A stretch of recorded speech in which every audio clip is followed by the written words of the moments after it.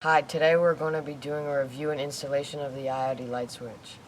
So here we are, the boxing looks great. There are some features on the back which we will review later. Let's get unboxing.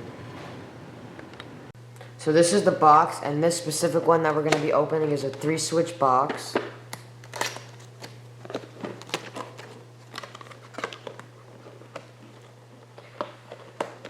So from what I can tell from the inside, it looks good. Because I know there are 2 switches inside because we've already had one set up, and they're both packaged separately, which is nice.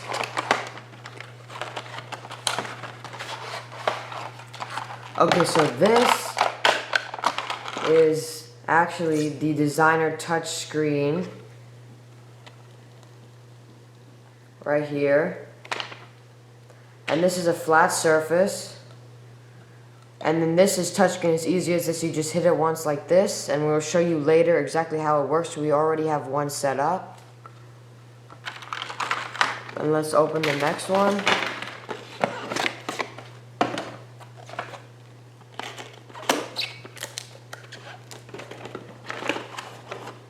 Okay, so this is the one, is all the wiring and stuff that gets set up inside the wall. Like this, these are the wires that go inside the wall. And then here are the caps. And then this is also instruction manual and extra information here for you. Right here. So these are the caps that go inside the wall, and they are connected with the wiring, and these are also the screws. And this is the instruction manual, and I guess some extra information about the IOTTY switch in here. And now I will show you what they look like together. So this is pretty much what it looks like this. And then now I'll show you actually how to clip them in. So once this is actually connected into the wall, there are 3 clips. There's 3 here and 3 here, and then there are 3 ports that the clips go into here. So what you want to do is you want to take the clips, and you want to connect them to the top part like this. So once they're connected to the top, you want to kind of push down. Don't really have the hang of this yet. You want to push down or slide. There we go, they're in. Like this. And this is what your finished product will look like when it's inside the wall. And now we will show you, since we already have one setup, we had an electrician come in and show us exactly how to do it, and we will show you that now. Okay, so this is the finished product when it has been fully set up into the wall. And there are different types. There is one that only has one of these panels that is connected into the wall if you only have one light switch that you want to change. But for this specific location, which is the kitchen for us, there are 3, because there are 3 different lights here. So if I turn off this one, that one of them goes off, that one goes off, that one goes off. And also, what I like about this is that there's a nice backlighting here. And during the daytime, it's not like it's not a bright light that's in your face or annoying you. If the lights are on now, you can't even see it really at all. But during the nighttime, if you're walking downstairs, some people would say that, oh, I can't see, I don't know what I'm doing. There are lights here that light up here and light up here, so you know exactly what you're doing. So you won't be stumbling around the dark, clicking random areas. And this is the finished product. It looks really nice. It is a nice Italian design. I feel like it really pops up compared to just normal light switches you would just hit. And I really like this design. I'm sure you guys will love it too. And this is the finished product. One thing I also forgot to say is that now I'm going to show you the installation, and electrician showing exactly how he did it and how he put it into the wall. This is the clips now. So the first thing we have to do is remove the switch plate from the wall.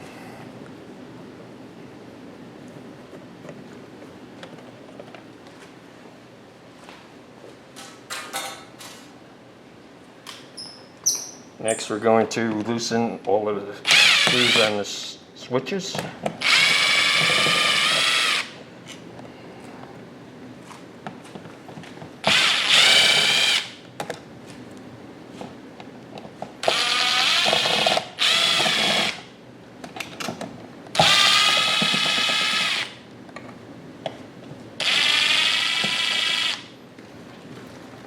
Okay, I'm going to pull the switch switches out one at a time, hopefully.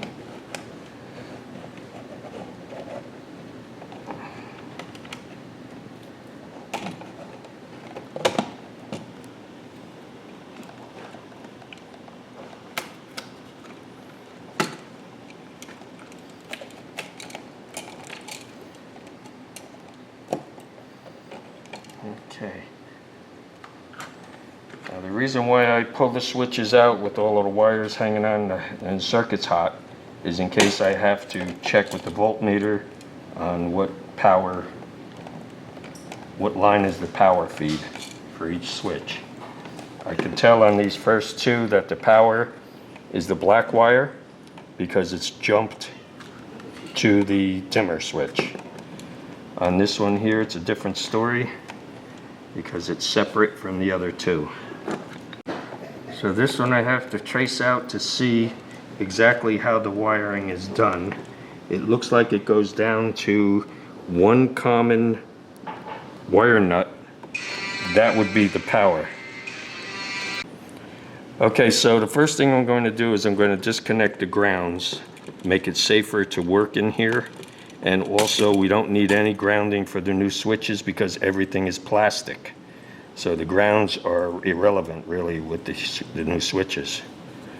So I just cut off all the ground wires. Be real careful not to short anything out. And at least that part gives us a better safety factor.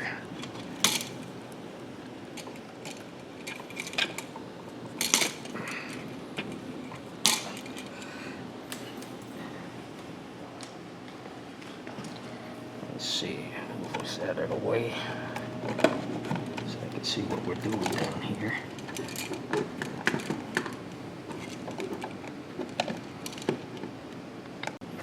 Okay, so we definitely found that the two switches here are being fed off of this one large wire nut in here, so that's all of the hot legs.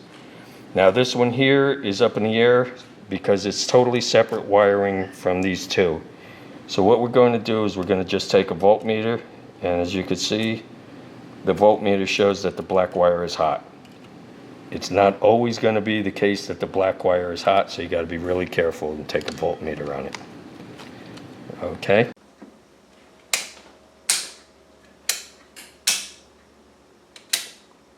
That's it.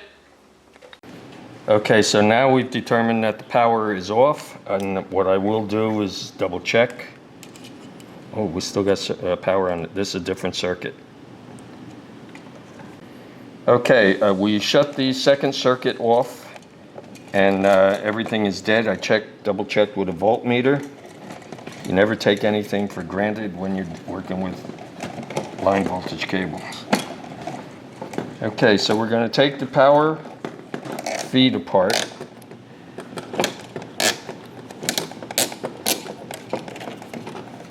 Untwist it around, and we'll cap it again so we know that that's where our power is going to come from. And then we're going to cut the switch leg side of it, and this is the wire that's going to the load that we want to switch. So I'll put this one over here. That designates that it's the one all the way to the left. I'll take this one here, just shoot it up to center. And then these two here are going to be independent totally from those other wires. So we just push those down. Okay, so the first thing I always like to do is attach the neutral cable, which is totally necessary for these switches in order to give it power for the electronics.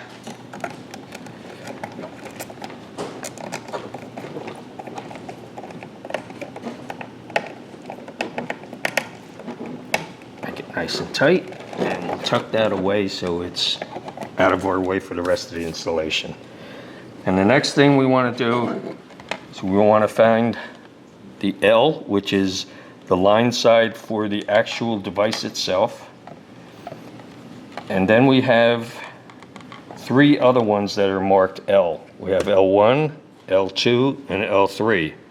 Now what they are is they are individual relays inside of the small box here, and we're going to have to take L3 and R for this side of the circuit here, where they are independent from these other two. It's a different circuit, so we have to separate them. The other L1 and L2 we could put together on our power side right here, because they are on the same circuit.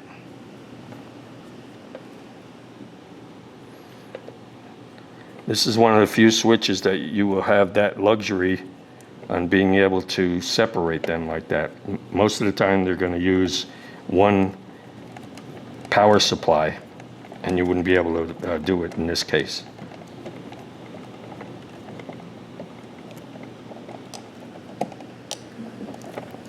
Okay, then the last thing we're going to do is attach R1 is going to go to the first switch.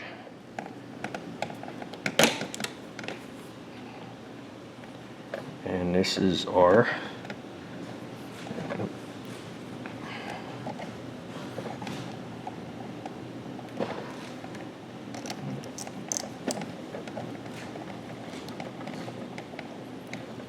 And then the one marked RL2 is going to go to the second switch, which was the center wire here.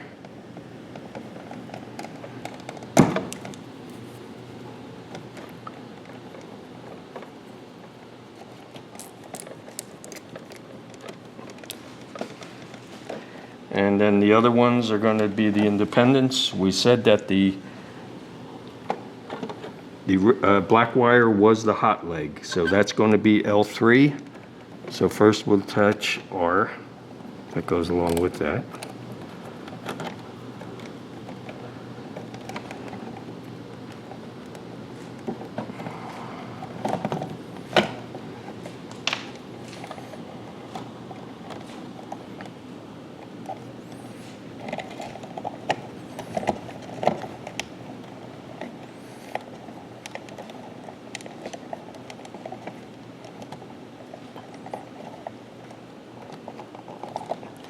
And then we're going to attach the line side,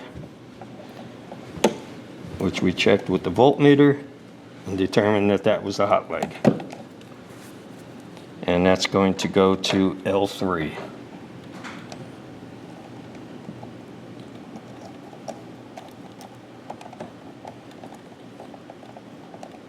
Okay, so being that this was a pretty complicated one, what we're going to do is we're going to turn the power back on again before we attach the switches to the wall, just to make sure that everything is wired correctly.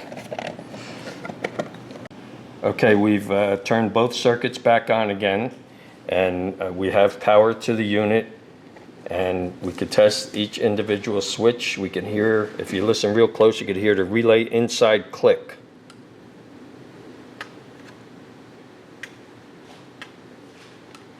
Now again, this one here is totally independent of the other two, but it's still working because it is working through the relay that's inside of the actual switch box.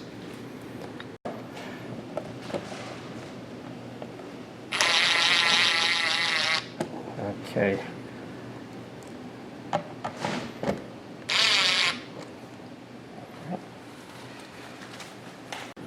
Okay, so the last thing we are going to have to do is, we've already fastened the box to the wall with all 6 screws. I mean, the switch to the box, rather. And now we put the bottom in first.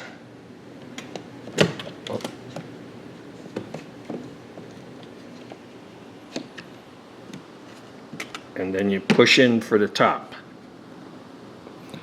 Now, what we have to do is just make sure that it is secure. You could hear it click. Okay, now what we have to do is we have to reset the circuit breakers in order for them to reset the switch inside. So I'm going to go do that right now.